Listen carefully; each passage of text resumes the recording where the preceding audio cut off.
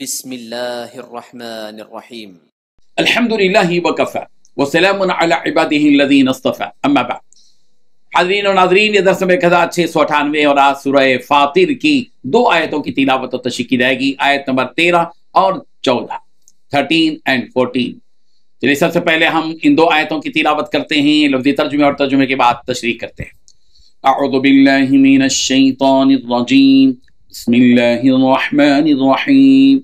يولج الليل في النهار ويولج النهار في الليل وسخر الشمس والقمر كل يجري لأجل مسمى ذلكم الله ربكم له الملك والذين تدعون من دونه ما يملكون من قطمير إن تدعوهم لا يسمعوا دعاءكم ولو سمعوا ما استجابوا لكم ويوم القيامة يكفرون بشرككم ولا ينبئك مثل خبير صدق اللہ العظیم۔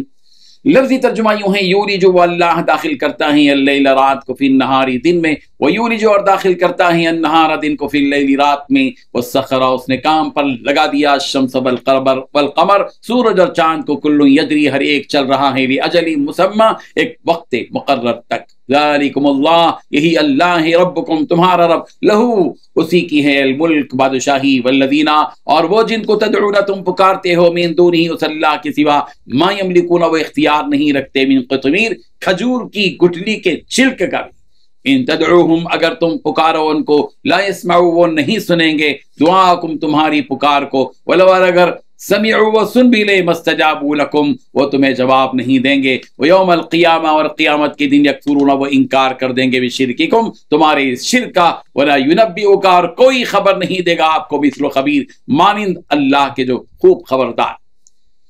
ترجمہ یوں ہے، وہی رات کو دن میں داخل کرتا ہے اور وہی دن کو رات میں داخل کرتا ہے، اور اسی نے سورج اور چاند کو کام میں لگا دیا ہے، ہر ایک وقت مقرر، ہر ایک وقت مقرر تک چل رہا ہے۔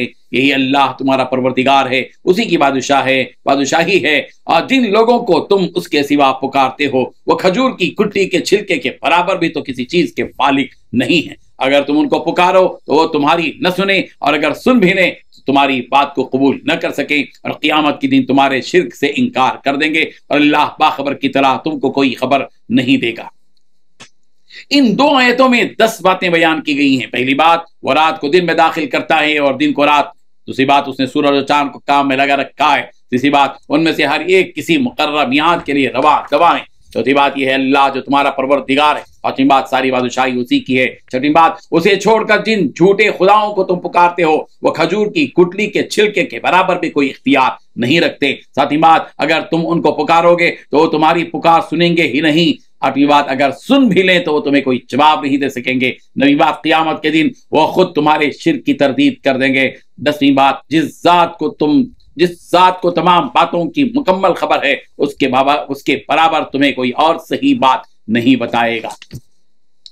بزرگان محترم، ان آیتوں میں بھی اللہ تبارک و تعالیٰ اپنی قدرت کاملہ کا اظہار فرما رہے ہیں اور ان معبودان باطل کی حقیقت بیان کر رہے ہیں۔ چنانچہ اللہ تبارک و تعالیٰ نے فرمایا، دیکھو کہ وہ اللہ جس کی سب کو عبادت کرنی چاہیے وہ ایسی قدرت والا ہے کہ وہ رات کو دن میں داخل کرتا ہے اور دن کو رات میں داخل کرتا ہے، جس کی وجہ سے کبھی رات لمبی ہوتی ہے تو کبھی دن لمبا ہوتا ہے۔ یہی جب اللہ تبارک و تعالیٰ کے حکم سے رات دن میں داخل ہوتی ہے تو دن رات میں داخل ہوتا ہے۔ اللہ اکبر۔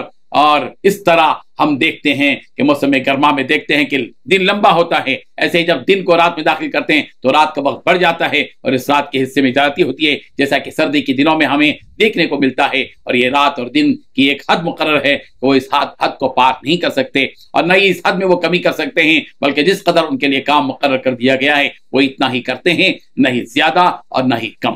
اسی طرح سورج اور چاند بھی اللہ تبارک و تعالیٰ کے حکم سے مامور ہیں، وہ بھی اپنے وقت مقررہ پر نکلتے ہیں اور وقت مقررہ پر غائب ہو جاتے ہیں۔ یہ سب اللہ تبارک و تعالیٰ کے حکم کی تعمیر میں لگے ہوئے ہیں، اس میں ان کا کوئی پس نہیں چلتا کہ اپنی مرضی سے آئیں اور اپنی مرضی سے جائیں۔ تو جس کے حکم سے یہ ساری چیزیں کام کر رہی ہیں وہی سب کا رب ہے اور وہی تمام مخلوقات کا بادشاہ ہے، چاہے وہ انسان ہو یا جن، حیوانات ہو یا جمادات و نباتات، سورج ہو یا زمین و آسمان و چاند ہو، سب اسی رب ذوالجلال کی ملکیت ہے، ان سب پر اس اسی کا حکم چلتا ہے، اور وہ عظیم ذات جس کے قبضے میں سب کچھ ہے، اس کو چھوڑ کر تم جن معبودوں کو پکارتے ہو وہ تمہارے کام کے نہیں ہیں، ہرگز کسی کام کے نہیں ہیں۔ اور وہ حتیٰ کہ وہ لوگ کھجور کی گٹی کے اوپر جو باریک سی پرت ہوتی ہے اتنی معمولی سی چیز بھی بنا نہیں سکتے۔ ابن عباس رضی اللہ عنہما نے فرمایا قطمیر عموماً چھلکے کو کہتے ہیں، لیکن لفظاً اس کے معنی اس پرت کے ہیں جو گٹلی کے اوپر ہوتی ہے۔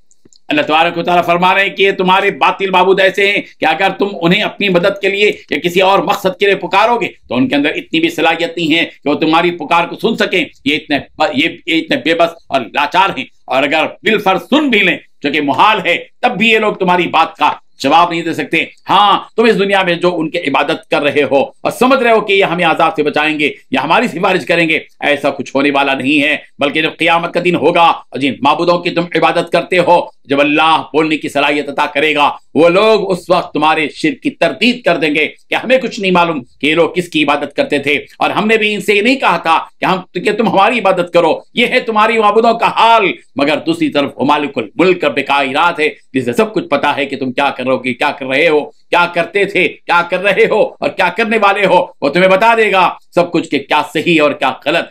فرمایا گیا ان تدعوہم لا يسمعوا دعاءکم کا مطلب یہ ہے کہ یہ باطل معبود اس شخص کی دعا نہیں سن سکتے جو اللہ کو چھوڑ کر ان سے دعا مانگتا ہے اور اس کی عبادت کرتا ہے۔ فرمایا وَلَوْ سَمِعُوا مَا اسْتَجَابُوا لَكُمْ، اس کا مطلب یہ کہ اگر یہ بالفرض تمہاری دعا سن بھی لیں تب بھی یہ لوگ تمہاری کسی قسم کی بھلائی کے ذریعے مدد نہیں کر پائیں گے۔ اور یوم القیامت یکفرون بشرککم کا مطلب یہ ہے کہ تم جن معبودوں کی عبادت کر رہے ہو وہ معبود اس کا انکار کریں گے کہ انہوں نے ہماری عبادت نہیں کی، یا یہ کہ ہم نے انہیں اپنی عبادت کو کہا ہی نہیں۔